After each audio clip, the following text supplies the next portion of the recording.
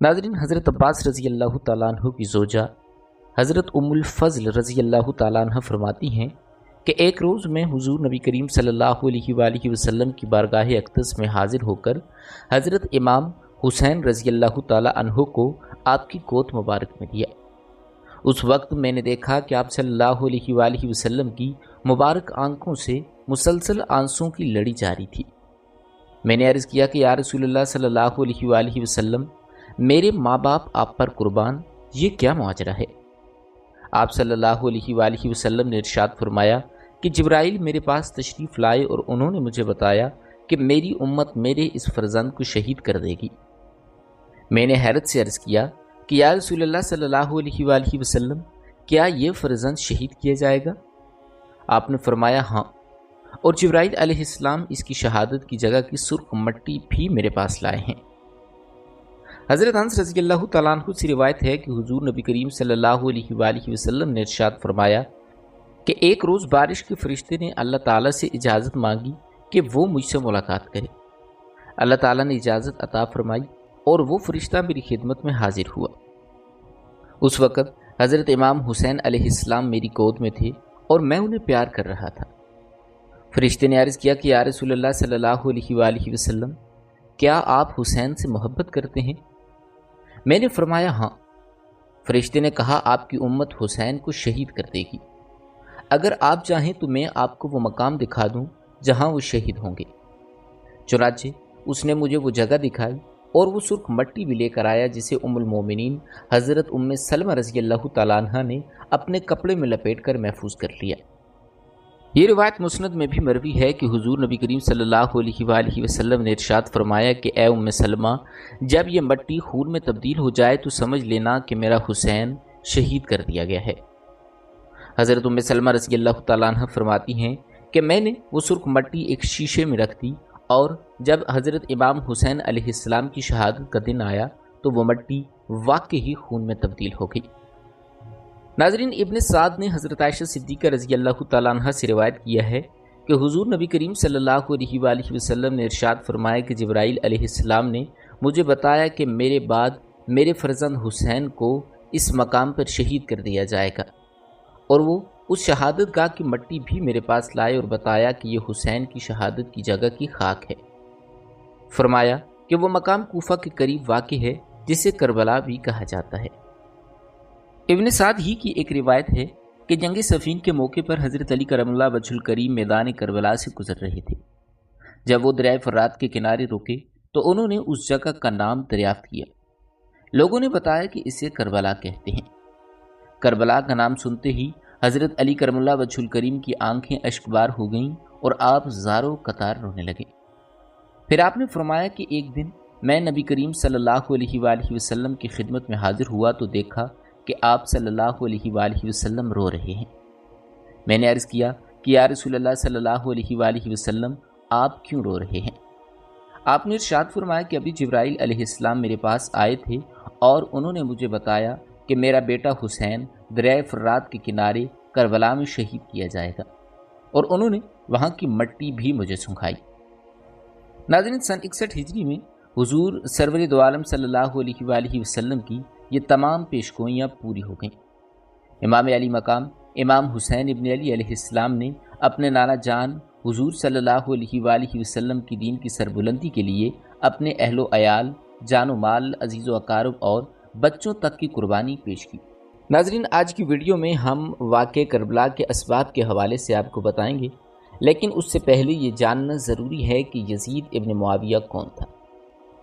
ناظرین، یزید ابن معاویہ حضرت امیر معاویہ رضی اللہ تعالیٰ عنہ کا بیٹا تھا جو 25 ہجری میں پیدا ہوا۔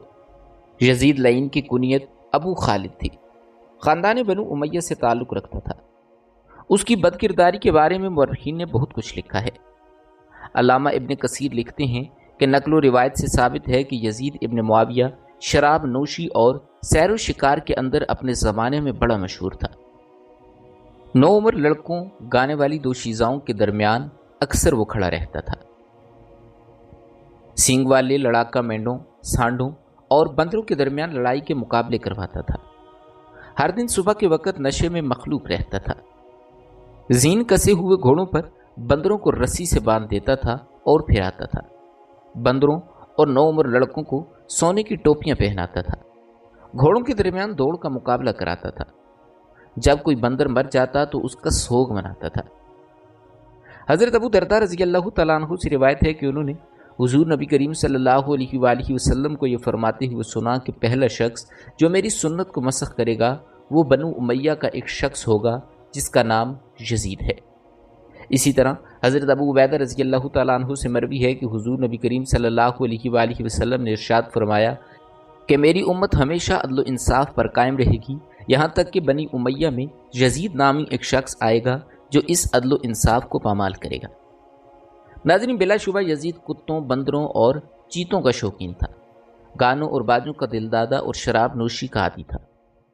ایک روز وہ شراب کی محفل میں براجمان تھا۔ اس کے دائیں جانب ابن زیاد موجود تھا۔ یزید نے اپنے ساقی سے کہا کہ مجھے وہ شراب پیش کرو جو میری نازک ہڈیوں کو سیراب کرے۔ پھر اس نے ابن زیاد کو بھی ویسا ہی جام بھر کر دینے کا حکم دیا اور کہا کہ یہ میرا ہمراز اور امین ہے جو میری غنیمت اور جہاد کی ضروریات کو پورا کرتا ہے۔ اس کے بعد یزید نے گلوکاروں کو حکم دیا کہ وہ اشعار گائیں، چنانچہ انہوں نے گانا شروع کر دیا۔ ناظرین، یزید ابن معاویہ کے ساتھی بھی اس کی طرح بد کردار تھے۔ اس کے دور میں مکہ اور مدینہ میں گانوں کا چرچا عام ہو گیا۔ کھیل کود کے آلات کا استعمال شروع ہوا اور لوگوں نے کھلم کھلا شراب نوشی کا سلسلہ جاری کر دیا۔ یزید کے پاس ایک بندر تھا جس کی کنیت اس نے ابو قیس رکھی تھی۔ وہ بندر بھی شراب کی محفلوں میں موجود ہوتا، تکیہ لگا کر بیٹھتا اور انتہائی خبیث طبیعت کا مالک تھا۔ یزید اسے جنگلی گدی پر سوار کرتا جس پر لگام اور زین لگی ہوتی تھی۔ وہ اسے گھوڑوں کی دوڑ میں شامل کرتا اور کبھی کبھی وہ بندر سب سے آگے نکل جاتا، بانس کو اکھاڑ لیتا اور گھوڑوں سے پہلے ہی حجرے میں داخل ہو جاتا۔ جب حضرت امیر معاویہ رضی اللہ تعالیٰ عنہ کی وفات ہوئی تو ان کا یہ بیٹا جو شراب نوشی کا عادی اور انتہائی فاسق و فاجر تھا تخت سلطنت پر برجمان ہوا۔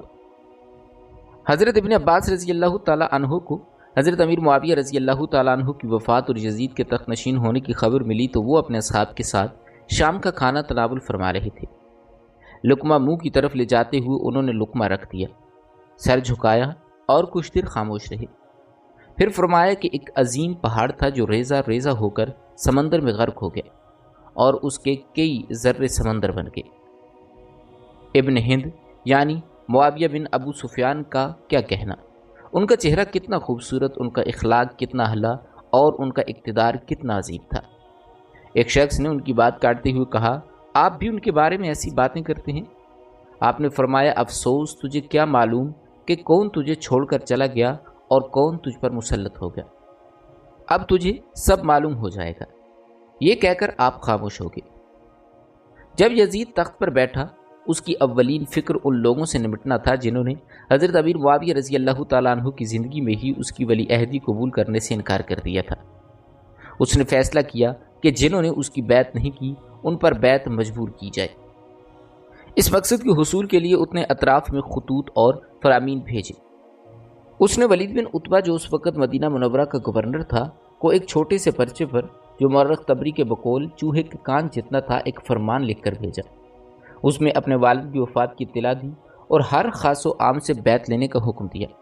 خاص طور پر حضرت حسین بن علی، عبداللہ بن عمر اور عبداللہ بن زبیر رضی اللہ تعالیٰ عنہم کو سختی سے بیعت لینے اور جب تک وہ بیعت نہ کریں انہیں رہا نہ کرنے کا حکم دیا۔ ولید کو جب یہ فرمان ملا تو وہ سخت پریشان ہوا۔ اگرچہ وہ مروان بن حکم کا قریبی تھا اور مدینہ کا گورنر رہ چکا تھا، لیکن معاملے کی نزاکت کو دیکھتے ہوئے اس نے مروان کو مشورے کے لیے بلایا اور یزید کا خط دکھایا۔ مروان نے ظالمانہ مشورہ دیتے ہوئے کہا کہ تم پر لازم ہے کہ فوراً حسین بن علی اور عبداللہ بن زبیر رضی اللہ تعالیٰ عنہما کو بلاؤ، اگر وہ بیعت کر لیں تو ٹھیک، ورنہ دونوں کی گردنیں اڑا دو، اور یہ کام حضرت امیر معاویہ رضی اللہ تعالیٰ عنہ کی وفات کی خبر عام ہونے سے پہلے مکمل کر لینا چاہیے۔ ایک روایت میں آتا ہے کہ مروان نے ولید بن عتبہ کو مشورہ دیا کہ وہ فوری طور پر حسین ابن علی، عبداللہ بن زبیر اور عبداللہ ابن عمر رضی اللہ تعالیٰ عنہما کو بلائے اور ان تینوں کو یزید ابن معاویہ کی بیعت کرنے کے لیے کہے۔ اگر وہ بیعت کر لیں تو خیر ہے، ورنہ ان تینوں کو قتل کر دیں۔ مروان بنی امیہ سے تعلق رکھتا تھا۔ امام بخاری، نسائی اور دوسری تفاسیر میں روایات ہیں کہ حضرت عائشہ صدیقہ رضی اللہ تعالیٰ عنہ نے فرمایا کہ حضور نبی کریم صلی اللہ علیہ وآلہ وسلم نے مروان کے باپ پر لعنت فرمائی ہے۔ روایات میں آتا ہے کہ جب مروان کی پیدائش ہوئی اور اسے نبی کریم صلی اللہ علیہ وآلہ وسلم کی خدمت میں گھٹی کے لیے لایا گیا تو حضور صلی اللہ علیہ وآلہ وسلم نے ارشاد فرمایا یہ گرگٹ کا بیٹا گرگٹ ہے، جبکہ ایک روایت میں فرمایا کہ یہ ملعون ابن ملعون ہے۔ ولید بن عتبہ نے مروان بن حکم سے مشورے کے بعد ایک نو عمر لڑکے عبداللہ بن عمر بن عثمان کو بھیجا کہ وہ ان حضرات کو بلا کر لائے۔ یہ حضرات اس وقت مسجد نبوی میں تشریف فرما تھے۔ جب ولید کا پیغام ان کو ملا تو انہوں نے اس لڑکے سے فرمایا کہ تم چلو ہم آتے ہیں۔ وہ چلا گیا تو حضرت عبداللہ بن زبیر رضی اللہ تعالیٰ عنہ نے حضرت امام حسین رضی اللہ تعالیٰ عنہ سے کہا کہ اس کی طلبی کے بارے میں آپ کا کیا خیال ہے؟ امام نے فرمایا کہ میرا گمان ہے کہ معاویہ ابن ابو سفیان کا انتقال ہو گیا ہے، اسی لیے بیعت کے لیے ہمیں بلا رہے ہیں۔ یہ سن کر عبداللہ بن زبیر رضی اللہ تعالیٰ عنہ نے کہا میں بھی یہی سمجھتا ہوں۔ اس گفتگو کے بعد یہ حضرات اپنے گھروں کو لوٹ آئے۔ گھر پہنچ کر حضرت امام حسین علیہ السلام نے اپنے خادموں اور چند جوانوں کو جمع کیا اور دارالامارہ کی طرف چل پڑے۔ وہاں پہنچ کر اپنے ساتھیوں کو ہدایت دی کہ دروازے پر ٹھہرے رہو، اگر میں تمہیں بلاؤں یا تم سنو کہ میری آواز بلند ہو گئی ہے تو سب کے سب دارالامارہ کے اندر چلے آنا، لیکن اگر ایسا نہ ہوا تو دروازے سے نہ ہٹنا یہاں تک کہ میں باہر آ جاؤں۔ یہ فرما کر امام علی مقام امام حسین ابن علی علیہ السلام اندر تشریف لے گئے۔ ولید نے آپ کو امیر معاویہ رضی اللہ تعالیٰ عنہ کی وفات کی خبر سنا کر یزید ابن معاویہ کا فرمان دکھایا اور اس کی بیعت کے لیے امام نے ولید کی بیعت سن کر اس سے فرمایا کہ تم نے مجھ سے یزید کے بارے میں کہا ہے تو سن، مجھ جیسا آدمی یزید کی بیعت نہیں کیا کرتا، اور میں سمجھتا ہوں کہ تم بھی میری خفیہ بیعت کو کافی نہیں سمجھتے جب تک کہ تم سرعام لوگوں کے سامنے اس کا اظہار نہ کرو۔ ولید نے کہا کہ ہاں۔ اس پر امام علی مقام امام حسین ابن علی علیہ السلام نے ولید بن عتبہ سے فرمایا جب تم لوگوں کے سامنے نکل کر ان کی بیعت کی دعوت دو تو ہمیں بھی سب کے ساتھ ہی بلا لینا تاکہ معاملہ یکساں رہے۔ ولید چونکہ امن پسند آدمی تھا، اس نے کہا اچھا آپ تشریف لے جائیں۔ جب امام وہاں سے تشریف لے جانے لگے تو مروان بن حکم نے برہم ہو کر ولید سے کہا کہ خدا کی قسم اگر یہ اس وقت بغیر بیعت کیے تیرے پاس سے چلے گئے تو پھر کبھی بھی تو ان سے بیعت نہ لے سکے گا، لہٰذا اس کو قید کر جب تک کہ یہ یزید کی بیعت نہ کر لے۔ امام علی مقام امام حسین علیہ السلام نے جیسے ہی مروان بن حکم کی زبان سے یہ سنا تو فوراً اٹھ کھڑے ہو گئے اور فرمایا کہ او زرکا کے بچے، تو مجھے قتل کرے گا؟ اللہ کی قسم تو جھوٹ بکتا ہے اور گناہ اپنے سر لیتا ہے۔ یہ فرمانے کے بعد امام وہاں سے تشریف لے گئے۔ آپ کے اس طرح سے ہی سلامت نکل جانے پر مروان بہت برہم ہوا اور ولید سے بولا تم نے میری بات نہیں مانی، اللہ کی قسم اب وہ کبھی اس بات پر قادر نہیں ہوگا کہ وہ یزید کی بیعت کرے۔ تمہارے لیے یہ بہترین موقع تھا کہ تم حسین ابن علی کو قتل کر دیتے۔ ولید نے مروان کی بات سن کر کہا کہ اے مروان، تو میرے لیے وہ بات پسند کر رہا ہے جس میں میرے دین کی سر عام بربادی ہو رہی ہے۔ اللہ کی قسم حسین کے قتل کے عوض اگر مجھے مشرق و مغرب میں تمام دنیا کا مال اور سلطنت بھی ملے تو بھی میں وہ پسند نہیں کروں گا۔ کیا میں حسین ابن علی کو صرف اس لیے قتل کر ڈالوں کہ وہ کہتے ہیں کہ میں بیعت نہیں کرتا؟ اللہ کی قسم مجھے یقین ہے جس شخص سے قیامت کے دن اللہ تعالیٰ کی بارگاہ اقدس میں حسین ابن علی کے خون کا حساب لیا جائے گا، میزان میں اس کا پلہ ہلکا ہوگا۔ اس مروان نے کہا کہ اچھا اگر تمہاری یہ رائے ہے تو پھر ٹھیک ہے۔ روایت ہے کہ شام کے وقت ولید بن عتبہ نے حضرت امام حسین رضی اللہ تعالیٰ عنہ کو دوبارہ بلانے کے لیے ایک شخص آپ کی خدمت میں بھیجا۔ آپ نے فرمایا اس وقت میں نہیں آ سکتا، صبح ہونے دو پھر دیکھتے ہیں کیا ہوتا ہے۔ جب یہ جواب ولید کو پہنچا تو اس نے آپ کی بات مان لی۔ اسی رات یعنی 28 رجب 60 ہجری بمطابق 4 مئی 681 عیسوی جب امام حسین علیہ السلام اپنے اہل و عیال، بہنوں، بھانجوں اور دیگر عزیز و اقارب کے ہمراہ مدینہ منورہ سے مکہ مکرمہ کے لیے روانہ ہوئے۔ امام حسین علیہ السلام یزید کی بیعت کو بیعت ذلت سمجھتے تھے، اس لیے اس سے بیعت کرنا ان کے نزدیک ممکن نہ تھا۔ ناظرین، یہی واقعہ کربلا کا سب سے بڑا سبب بنا کہ آپ نے ایک زانی اور شرابی شخص کی بیعت کرنے سے انکار کر دیا۔ حضرت امام حسین علیہ السلام یزید بن معاویہ کی خلافت کو ناجائز سمجھتے تھے، کیونکہ وہ ایک زانی، شرابی، فاسق اور فاجر شخص تھا، اور اگر یزید ایسا نہ بھی ہوتا تب بھی اس کی خلافت ناجائز تھی، کیونکہ امام حسین علیہ السلام کو اپنے بھائی امام حسن علیہ السلام کی وہ صلح یاد تھی جو انہوں نے حضرت امیر معاویہ بن ابو سفیان رضی اللہ تعالی عنہ سے اس شرط پر کی تھی کہ وہ اپنے بعد کسی کو خلیفہ نامزد نہیں کریں گے، بلکہ اس بات کا فیصلہ امت کرے گی۔ ناظرین، واقعہ کربلا کے پس منظر میں صلح حسن کا بھی انتہائی اہم رول ہے۔ یہ واقعہ کچھ یوں ہے کہ حضرت معاویہ بن ابو سفیان رضی اللہ تعالیٰ عنہ جزیرہ نما عرب کے علاقہ شام، موجودہ سیریا، لبنان، اردن اور فلسطین کے گورنر تھے۔ جب حضرت علی بن ابی طالب کرم اللہ وجہ الکریم چوتھے خلیفہ منتخب ہوئے تو حضرت امیر معاویہ نے ان کی بیعت سے انکار کر دیا اور کہا کہ پہلے حضرت عثمان غنی رضی اللہ تعالیٰ عنہ کی شہادت کا بدلہ لیا جائے، پھر بیعت کی جائے گی۔ حضرت علی کرم اللہ وجہ الکریم کا موقف تھا کہ پہلے بیعت کی جائے پھر بدلہ لیا جائے۔ اس اختلاف کی آڑ میں منافقین نے سازش کی جس سے تنازع نے جنم لیا۔ بعد ازاں حضرت علی کرم اللہ وجہ الکریم کو شہید کر دیا گیا اور لوگوں نے ان کے بیٹے حضرت حسن مجتبی علیہ السلام کی بیعت کر لی، اور پھر حضرت معاویہ بن ابو سفیان رضی اللہ تعالیٰ عنہ نے حضرت حسن رضی اللہ تعالیٰ عنہ پر حملہ کر دیا، جس کے نتیجے میں دونوں فوجوں کے درمیان بار بار جھڑپیں ہوئیں، لیکن کوئی فیصلہ کن نتیجہ نہ نکل سکا۔ حضرت معاویہ رضی اللہ تعالیٰ عنہ نے جو پہلے ہی حضرت حسن رضی اللہ تعالیٰ عنہ کے ساتھ مذاکرات شروع کر چکے تھے، اعلیٰ سطح پر قاصد بھیجے اور وعدہ کیا کہ وہ حسن کو اپنا جانشین مقرر کریں گے اور ان کی ہر خواہش پوری کریں گے۔ حضرت حسن علیہ السلام نے یہ پیشکش قبول کر لی اور عمر بن سلمہ اور محمد بن اشد کو اپنے مذاکراتی نمائندوں کے طور پر حضرت معاویہ رضی اللہ تعالیٰ عنہ کے پاس بھیجا۔ حضرت معاویہ نے خط لکھا کہ وہ حضرت حسن علیہ السلام کے ساتھ امن اس بنیاد پر کر رہے ہیں کہ وہ ان کے بعد ان کے وارث ہوں گے، اور انہوں نے قسم کھائی کہ وہ انہیں کوئی نقصان نہیں پہنچائیں گے۔ 10 لاکھ درہم سالانہ بیت المال سے ان کا وظیفہ ہوگا اور بعض زمینوں کا ٹیکس بھی ادا کیا جائے گا، جسے وصول کرنے کے لیے حضرت حسن اپنے آدمی بھیجیں گے۔ یہ خط 4 قاصدوں نے اگست 661 عیسوی میں دیکھا اور اسے صلح حسن بھی کہا جاتا ہے۔ حضرت حسن رضی اللہ تعالیٰ عنہ نے خط پڑھ کر فرمایا کہ وہ میرے نفس کو اس معاملے پر مائل کرنے کی کوشش کر رہے ہیں، اگر مجھے اس کی طمع ہوتی تو کیا میں ان سے صلح کرتا؟ پھر انہوں نے حضرت معاویہ کے بھانجے عبداللہ بن حارث کو واضح ہدایات کے ساتھ ان کے پاس بھیجا اور کہا کہ اپنے ماموں سے کہو کہ اگر وہ عوام کے تحفظ کی ضمانت دیں تو میں صلح پر آمادہ ہوں۔ صلح حسن میں یہ شرط شامل تھی کہ حضرت معاویہ رضی اللہ تعالیٰ عنہ اپنی زندگی میں کسی کو ولی عہد یا خلیفہ نامزد نہیں کریں گے، لیکن حضرت امیر معاویہ رضی اللہ تعالیٰ عنہ نے اپنی زندگی میں ہی اپنے بیٹے یزید بن معاویہ کو ولی عہد مقرر کر دیا۔ روایات میں آتا ہے کہ حضرت معاویہ بن ابی سفیان رضی اللہ تعالیٰ عنہ نے حضرت امام حسن بن علی علیہ السلام کو شام آنے کی دعوت دی۔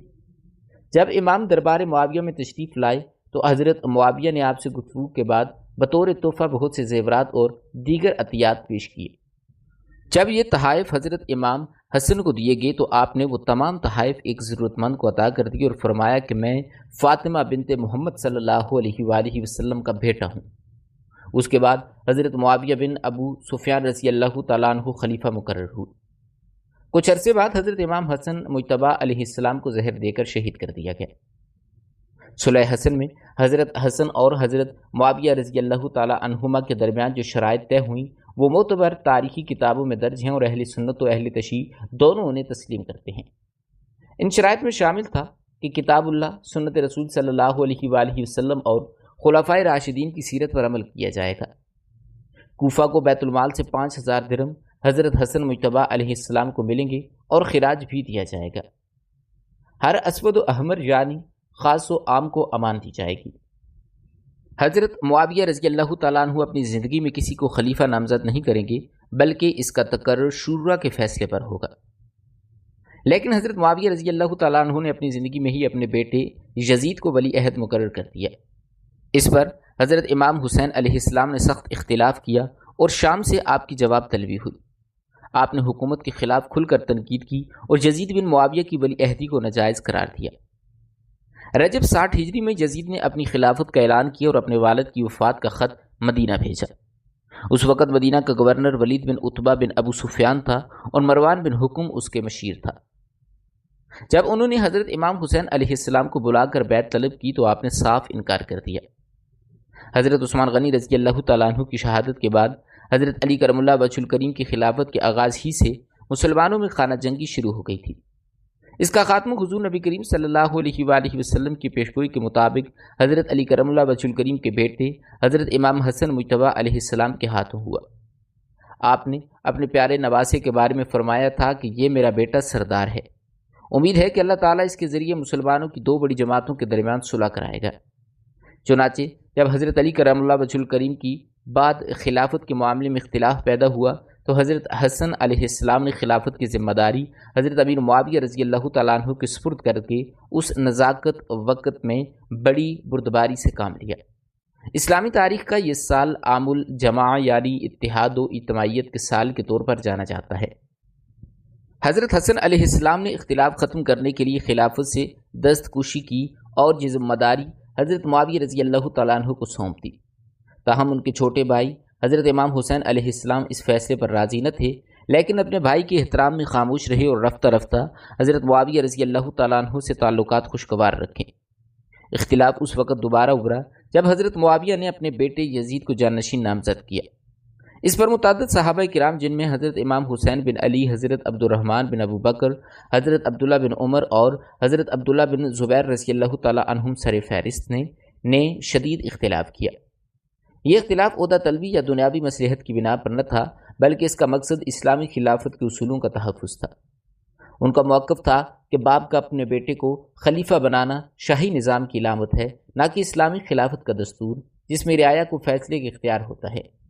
ان کا خیال تھا کہ جب جلیل القدر صحابہ کرام اور اہل بیت کے نیک و صالح افراد موجود ہیں تو ایک شرابی، زانی اور بد کردار شخص کو خلیفہ کیسے بنایا جا سکتا ہے۔ یہ ایک اصولی اور مخلصانہ اختلاف تھا جس کا مقصد حق کی سربلندی اور خلافت کی عظمت کا تحفظ تھا۔ ناظرین، اس پس منظر میں حضرت امام حسین علیہ السلام کے ساتھ سب سے پہلے کھڑی ہونے والی شخصیت حضرت عبداللہ بن زبیر رضی اللہ تعالیٰ عنہ کی تھی۔ صحیح بخاری میں حضرت ابن عباس رضی اللہ تعالیٰ عنہما سے روایت ہے کہ حضرت عبداللہ بن زبیر کے والد حضرت زبیر بن العوام رضی اللہ تعالیٰ عنہ حضور نبی کریم صلی اللہ علیہ وآلہ وسلم کے حواری تھے۔ ان کے نانا حضرت ابوبکر صدیق رضی اللہ تعالیٰ عنہ یار غار تھے اور ان کی والدہ حضرت اسما بنت ابی بکر رضی اللہ تعالیٰ عنہ نے ہجرت کے وقت حضور صلی اللہ علیہ وآلہ وسلم کے لیے ذات راہ اپنے پٹکے میں باندھا تھا۔ ان کی خالہ ام المومنین حضرت عائشہ صدیقہ رضی اللہ تعالیٰ عنہ تھیں اور ان کی پھوپھی یعنی ان کے والد کی پھوپھی حضور کی زوجہ محترمہ حضرت خدیجۃ الکبریٰ رضی اللہ تعالیٰ عنہ تھیں۔ ناظرین، حضرت عبداللہ بن زبیر رضی اللہ تعالیٰ عنہ 27 رجب سن 61 ہجری کی رات ہی مدینہ چھوڑنے کی غرض سے اپنے گھر سے نکل پڑے اور مقام فرح کی طرف چل پڑے۔ ان کے ساتھ ان کے بھائی جعفر کے علاوہ اور کوئی شخص نہ تھا۔ تعقب کے خوف سے انہوں نے عام رستہ اختیار نہ کیا اور مکہ کی طرف روانہ ہو گئے۔ جب صبح ولید کو پتہ چلا تو ان کے تعاقب میں اس نے کچھ افراد کو بھیجا۔ مروان نے کہا کہ وہ مکہ کی طرف گئے ہیں۔ خادموں میں سے ایک خادم کو 80 سواروں کے ساتھ اس مقصد کے لیے روانہ کیا کہ عبداللہ بن زبیر کو تلاش کر کے گرفتار کرو، لیکن وہ تلاش نہ کر سکے اور واپس آ گئے۔ دوسری طرف وہ لوگ اس دن امام حسین کو بھول گئے کیونکہ سارا دن تو وہ عبداللہ بن زبیر کو ڈھونڈنے میں لگے رہے۔ جب شام ہوئی تو اس وقت امام حسین کو بلانے کے لیے کسی کو بھیجا، مگر آپ نے فرمایا کہ صبح ہونے دو، میں اس وقت نہیں آ سکتا۔ لہٰذا انہوں نے اصرار نہ کیا اور خاموشی اختیار کی۔ امام علی مقام امام حسین ابن علی علیہ السلام عجیب الجھن سے دوچار تھے۔ اگر وہ مدینہ میں مقیم رہتے تو بیت کے بغیر کوئی چارہ کار نہ تھا، لہٰذا وہ 27 رجب سن 61 ہجری میں ماں اہل و عیال مکہ مکرمہ روانہ ہو گئے۔ مکہ مکرمہ پہنچ کر شعب ابی طالب میں قیام فرمایا۔ ناظرین گرامی، یہ تھی ہماری آج کی ویڈیو۔ امید کرتے ہیں کہ آپ کو ہماری یہ ویڈیو ضرور پسند آئی ہوگی۔ اسی طرح کی مزید معلوماتی ویڈیوز دیکھنے کے لیے ہمارے چینل کو سبسکرائب کیجیے۔ بہت جلد ایک نئی ویڈیو کے ساتھ ملتے ہیں، تب تک کے لیے اپنا خیال رکھیے گا۔ اللہ تعالیٰ آپ کا حامی و ناصر ہو۔